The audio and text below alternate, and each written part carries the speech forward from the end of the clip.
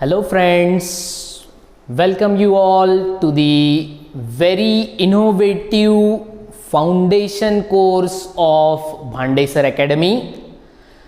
Basically this is the unique course started in Amravati region by Bhande Sir Academy. बच्चों इसको हमने नाम दिया है 8th 9th 10th foundation class. अब बहुत सारे बच्चों का, पेरेंट्स लोगों का ये प्रॉब्लम रहता है, सर ये फाउंडेशन क्या है। तो हमारे यहाँ पे बहुत से स्टूडेंट्स होते हैं जो स्टेट बोर्ड में पढ़ते हैं, बहुत कम स्टूडेंट्स होते हैं जो सीबीएसई में पढ़ते हैं और निग्लिजिबल अमाउंट ऑफ स्टूडेंट होते हैं जो आईसीएसई में पढ़ते हैं। तो ये तीनों बोर्ड्स का हमने यहाँ पे एक कॉम्बो पैक बनाया है, कॉम्बिनेशन किया है।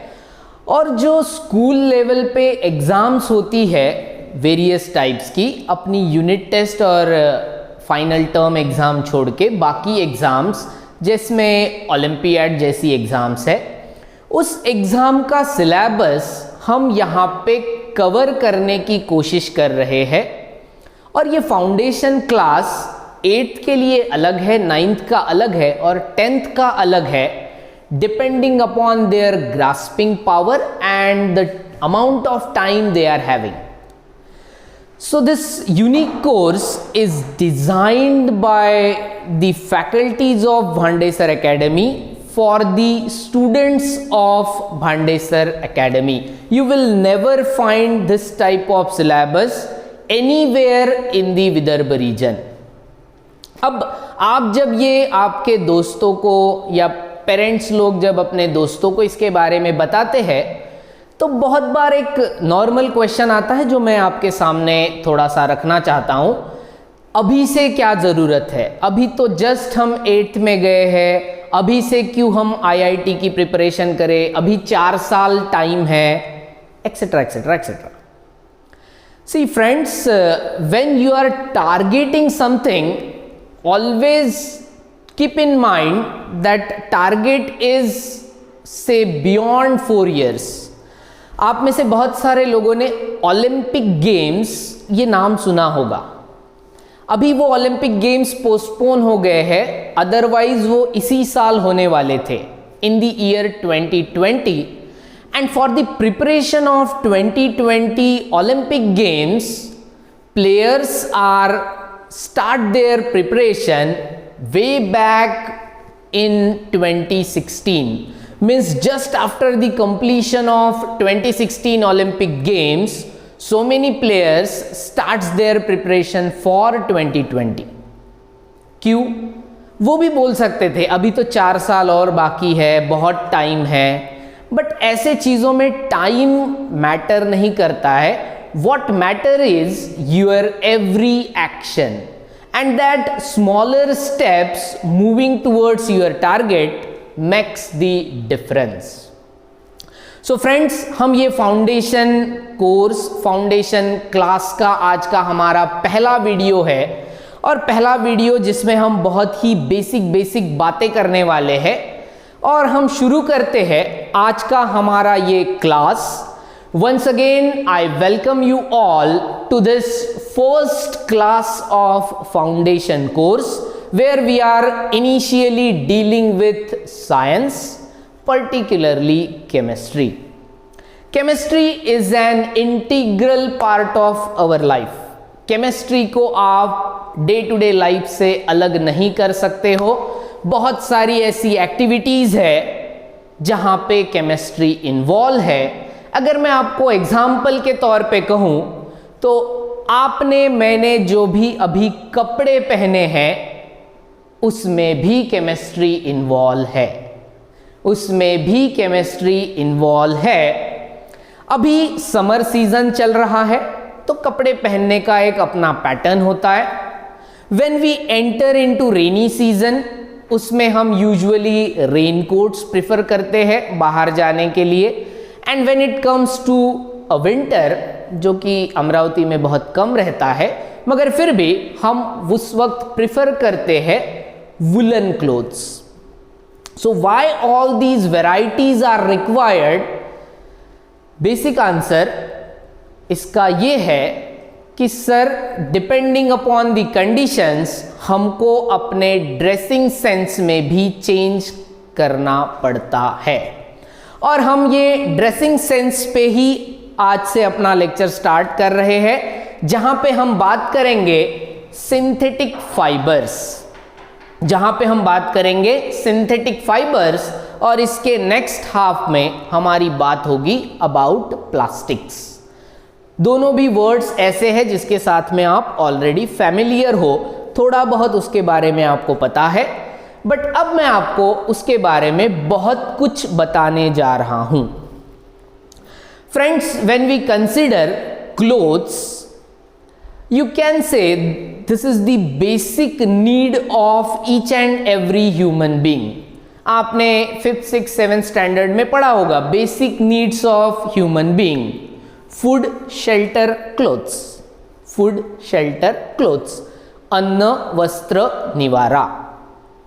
अब ये जो फूड, शेल्टर, क्लोथ्स है, आज का हमारा जो टॉपिक है वो फोकस कर रहा है उस थर्ड बेसिक नीड पे जिसका नाम है क्लोथ्स। अब अगर मैं आपको क्वेश्चन पूछूं कि बच्चों क्लोथ बनता किससे है, तो आप मुझसे रिवर्स क्वेश्चन करोगे, सर कौन सा क्लोथ बनाना है। There are various, you can say, types of clothes. You are having cotton cloth, you are having terracotta cloth, you are having woolen cloth, and depending upon the type their preparation is also different। अब इसमें ये जो cloth बनाने के लिए जो basic material required है, उस मटेरियल को हम बोलते हैं फाइबर। अब केमिस्ट्री में फाइबर का मतलब वो होता है, fibre is an element which are having the ability to produce thread.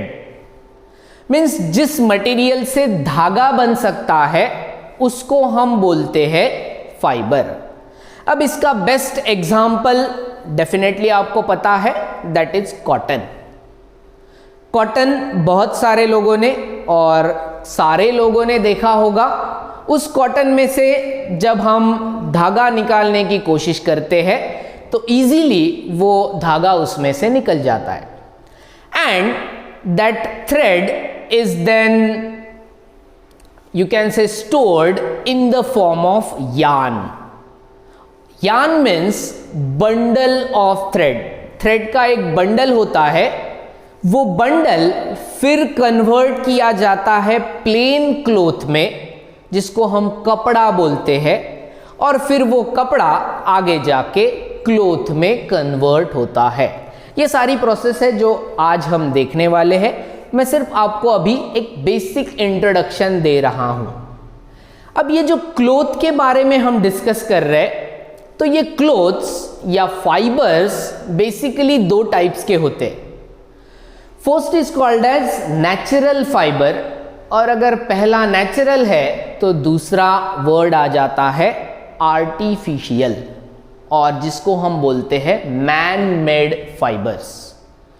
First category is natural fibres, second category is man made fibres, और also known as artificial fibres. ये वो फाइबर्स होते हैं बच्चों, आर्टिफिशियल फाइबर्स वो fibres होते हैं जो लैब में प्रोड्यूस किए जाते हैं by performing some chemical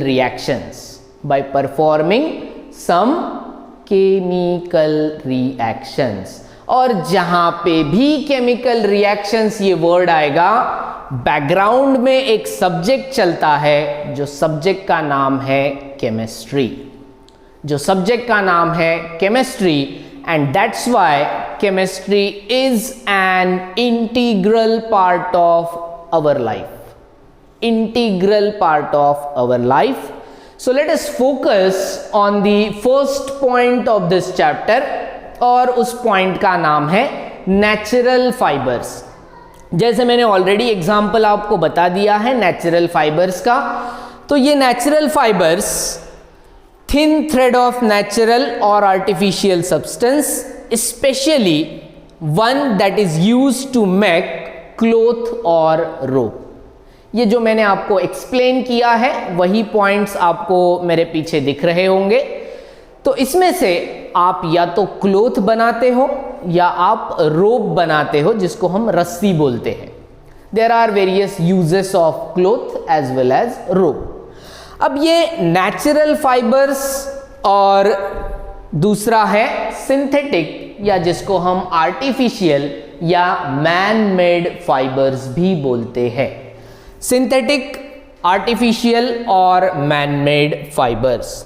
now natural fibres are obtained from natural resources. वो मे बी प्लांट से आपको मिल सकता है या वो आपको एनिमल से भी मिल सकता है। Natural fibers can be obtained by using plants or by using some animals. अब animals कौन से हैं जो आपको natural fibers देते हैं? Here are some pictures which are shown. I hope आपको ये pictures दिख रहे होंगे. Basically all those pictures are self-explanatory. सबसे पहला जो मैंने आपको ऑलरेडी बताया है that is cotton from a plant. Cotton के प्लांट बहुत सारे लोगों ने देखे होंगे। वो जब बड़ा हो जाता है तो उसमें से आपको ये वाइट कॉटन मिलता है, जिसको हम प्योर कॉटन बोलते हैं।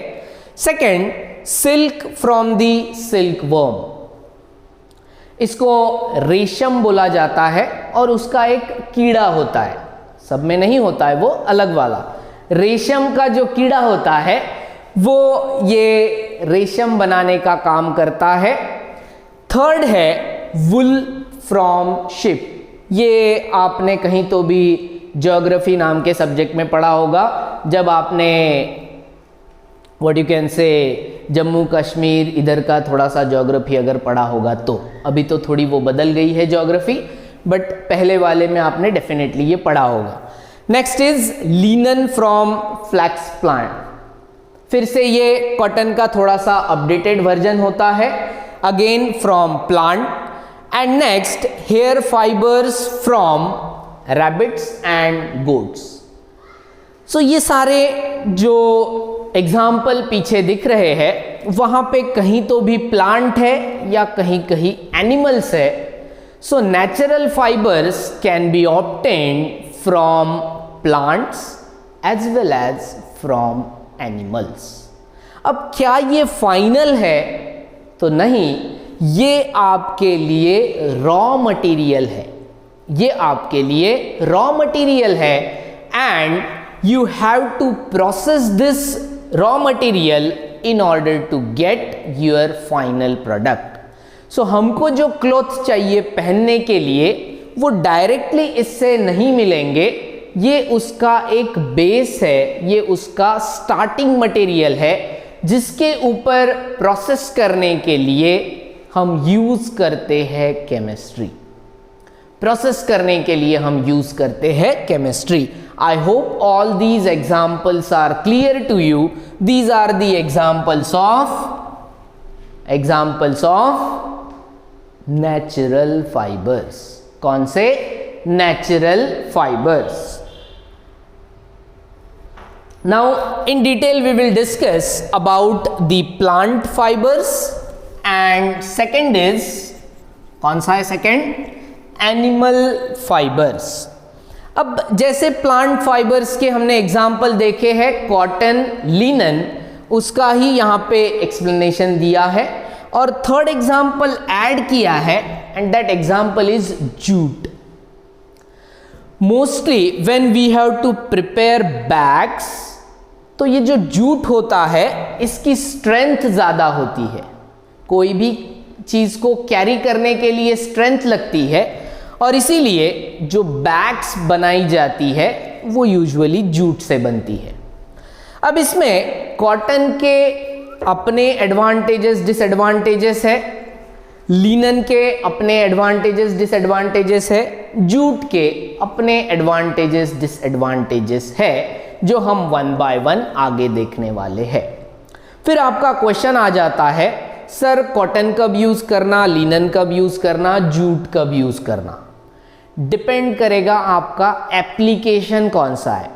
Now if you are dealing with summer season और आपको एक प्रोजेक्ट आया है कि आपको क्लोथ्स बनाने हैं फॉर समर सीजन, तो डेफिनेटली आपको उसमें ज़्यादा कॉटन यूज करना पड़ेगा, क्योंकि सीजन समर वाला है।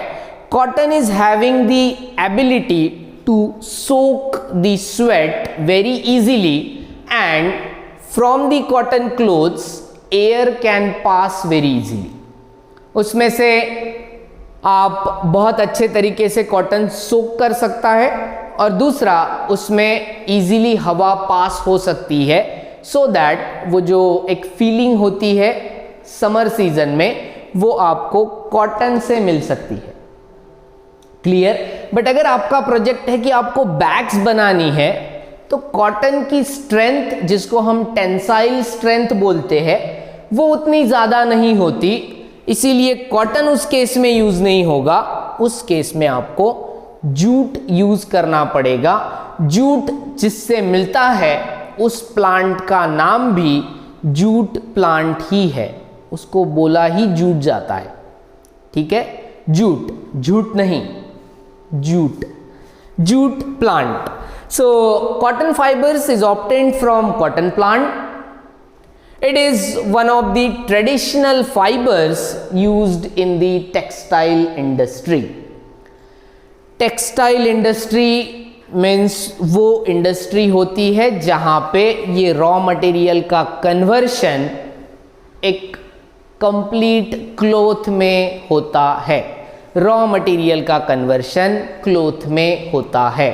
So this is the basic information about plant fibers. Plant fibers are the type of natural fibers. फिर नेचुरल फाइबर का सेकेंड टाइप आता है जिसको हम बोलते हैं एनिमल फाइबर्स, जिसको हम बोलते हैं एनिमल फाइबर्स। अब जो भी कोई एनिमल्स होते हैं उनके जब हम बालों को कंसीडर करके, पिकअप करके, उसको as a raw material consider करके जब हम क्लोथ्स बनाने जाते हैं तो वो आपका सोर्स होता है एनिमल, और इसीलिए फाइबर को बोला जाता है एनिमल फाइबर, जिसके एग्जाम्पल है शिप, गोट, रैबिट, याक, एक्सेट्रा एक्सेट्रा एक्सेट्रा। तो उनके बालों को प्रोसेस करके, जैसे शिप है, बाल निकाले जाते हैं। ये यहाँ पे आपको थोड़ा सा पिक्चर दिख रहा होगा जहाँ पे वो बाल निकालने का काम चल रहा है। फिर उसके ऊपर प्रोसेस करके ये आपको वुल वहाँ से ऑब्टेन किया जा सकता है। Next is in 2 days a silk worm spins thread that is about 1000 to 3000 feet long. अब ये भी एनिमल फाइबर में आएगा क्योंकि बनाने वाला एक कीड़ा है। कौन है? कीड़ा है। और कीड़ा जब बनाता है सिल्क तो वो 2 दिन में 1000 to 3000 feet लॉन्ग बन जाता है। जैसे बहुत फेमस एग्जाम्पल है ये सिल्क का, सिल्क साड़ी बहुत फेमस है इंडिया में, बहुत सारे लोग मीन्स लेडीज उसको वियर करती है। आपको भी अगर आप कभी जाते हो शॉप में तो ये सब देखने को मिलेगा। उसका जो बेसिक सोर्स है वो सोर्स है silk worm, silk worm. Now next part, जैसा कि मैंने एग्जाम्पल बताया था याक, ये यूजुअली जो ठंडे एरियाज होते हैं उसमें बहुत ज़्यादा दिखता है, मिलता है, पर्टिकुलरली हिमालय एंड तिब्बत, उस रेंज में ये मिलता है। उसके बालों से भी क्लोथ्स बनाने का काम होता है। अब ये वीडियो जब आप देख रहे हो तो ये वीडियो को एंजॉय करते करते बुक और पेन भी थोड़ा सा साथ में लेके बैठो, सो दैट आप अपनी नोट्स खुद बना सकते हो और खुद की बनाई हुई नोट्स आपके सेहत के लिए बहुत अच्छी होती है। ठीक है, तो ये भी एक एक्टिविटी आप कर लो। अब तक अगर आपने नहीं की होगी, थोड़ा सा वीडियो को बैक करके ये सारी नोट्स बनाना शुरू करो, सो दैट अपनी वीडियोस जैसे जैसे आगे जाएंगे ये पार्ट आपका और भी क्लियर होते जाएगा। समझ में आया? अभी हम ये बेसिक से शुरू कर रहे हैं, एनिमल फाइबर्स से अब हम आगे जाएंगे and that is called as synthetic fibre. Synthetic fibre second part होता है। Synthetic fibres are man made fibres. Synthetic fibres वो होते हैं जो मैन मेड फाइबर्स होते हैं, या उसको हम बोलते हैं artificial fibres. Now, in order to compare natural fibers with synthetic fibers, first difference, इसके जो resources है वो natural नहीं है। All the resources are man-made resources. All the resources are man-made resources. और जब भी कभी man-made resources होते हैं तो ये एक्सपेरिमेंटली सिंथेटिक फाइबर्स ऑब्टेन किए जाते हैं। जैसे आपने एक दो चार नाम मैं आपको बताता हूं, आपने डेफिनेटली ये नाम सुने हैं बट इतना सोचा नहीं होगा। सबसे पहले आता है रेयॉन, उसके बाद में आता है नाइलॉन, उसके बाद में आता है टेरिलीन। ये जो सारे एलिमेंट्स है या ये जो सारे नाम मैंने आपको बताए हैं वो इस कैटेगरी में आते हैं जिसको हम बोलते हैं सिंथेटिक फाइबर्स। इसमें से भी थ्रेड निकलता है, धागा निकलता है, बट ये जो बनाने की प्रोसेस है ये कोई लैब में होती है, नेचुरली ये नहीं बनते हैं। Synthetic fibres are made from different chemicals, hence each kind of synthetic fibres have their own properties. ये मैंने आपको पहले बताया था। और जब भी कभी केमिकल्स इन्वॉल्व होंगे तो उसमें केमिकल रिएक्शंस होंगी, और अगर केमिकल रिएक्शंस है तो वो आपका केमिस्ट्री का पार्ट होगा, वो आपका केमिस्ट्री का पार्ट होगा। क्लियर है? समझ में आ रहा है? पक्का? ओके, आगे बढ़ते हैं। Synthetic fibres are more in length and long lasting. अब इसकी ड्यूरेबिलिटी पे थोड़ा सा ये फोकस कर रहा है कि नेचुरल फाइबर से सिंथेटिक फाइबर्स की ड्यूरेबिलिटी ज़्यादा होती है। नेचुरल फाइबर से सिंथेटिक फाइबर की ड्यूरेबिलिटी ज़्यादा होती है, और लास्ट में उसने सिंथेटिक फाइबर की थोड़ी सी बुराई कर दी है। बुराई क्या है? The only limitation in synthetic fiber is that they are poor absorbent of moisture and they can take or catch fire very quickly. तो वो सोक नहीं कर सकते हैं, एब्जॉर्ब नहीं कर सकते हैं कोई भी मटेरियल। सो अगर आप ये सिंथेटिक फाइबर्स पानी में डाल दोगे तो वो पानी को सोक नहीं करेगा। ऑन दी अदर हैंड, अगर कोई कॉटन का आपके पास में कपड़ा है, वो अगर आप पानी में डिप करते हो तो वो साथ में बहुत सारा पानी बाहर लेके आएगा। ये एक्सपेरिमेंट्स आप घर पे डेफिनेटली कर सकते हो। यूजफुल एक्सपेरिमेंट्स है, छोटे छोटे एक्सपेरिमेंट्स है, और ज़्यादा उसमें तकलीफ भी नहीं है। क्लियर है? सो सिंथेटिक फाइबर्स, और पहला वाला टाइप था मैन मेड फाइबर्स। ये सिंथेटिक फाइबर्स का थोड़ा सा एक लुक यहाँ पे शो करने की कोशिश की है। Many items of clothings contains materials such as polyester, polyamide, terylene, rayon etcetera. ये नाम मैंने अभी अभी आपको बताए थे। तो ये सारे एग्जाम्पल्स किसके हैं? तो ये सारे एग्जाम्पल्स सिंथेटिक फाइबर के हैं। सारे एग्जाम्पल्स सिंथेटिक फाइबर के हैं। क्लियर है? सो आज से हमने ये जो टॉपिक शुरू किया है, पहला है सिंथेटिक फाइबर, दूसरा इसका पार्ट होता है नेचुरल फाइबर्स। अब हमारे इस चैप्टर में जब हम आगे बढ़ेंगे तो हमारा ज़्यादा फोकस सिंथेटिक की तरफ होगा, क्योंकि वो मैनमेड है, क्योंकि उसमें केमिकल्स इन्वॉल्व है, क्योंकि उसमें केमिकल रिएक्शंस होती है एंड हेंस केमिस्ट्री उसमें इन्वॉल्व होता है। Clear? Let us summarise our first video as हम बात कर रहे हैं यहाँ पे फाइबर्स की, हम बात कर रहे हैं यहाँ पे फाइबर्स की। फाइबर्स को हमने दो पार्ट में क्लासिफाई किया। सबसे पहला था नेचुरल फाइबर, दूसरा वाला था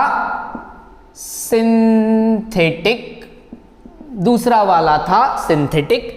नेचुरल में फिर दो पार्ट्स थे, पहला वाला था प्लांट, दूसरा वाला था एनिमल। और ये सिंथेटिक फाइबर्स के केमिकल कंपोजिशंस पे इसकी क्लासिफिकेशन डिपेंड्स है, वो अलग अलग पार्ट में हम डिवाइड करते हैं। एग्जाम्पल के लिए हम यहाँ पे लिख सकते हैं टेरिलीन, दूसरा आ जाता है रेयॉन, तीसरा यहाँ पे आ जाएगा पॉलिस्टर।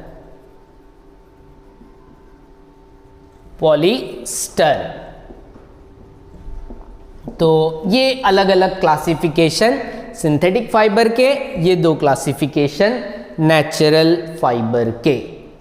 क्लियर है? समझ में आ रहा है? सो फर्स्ट वीडियो के लिए इतना ही।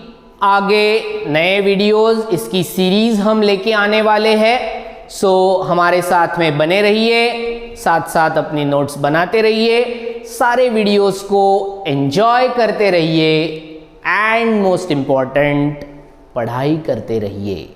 Okay, bye bye.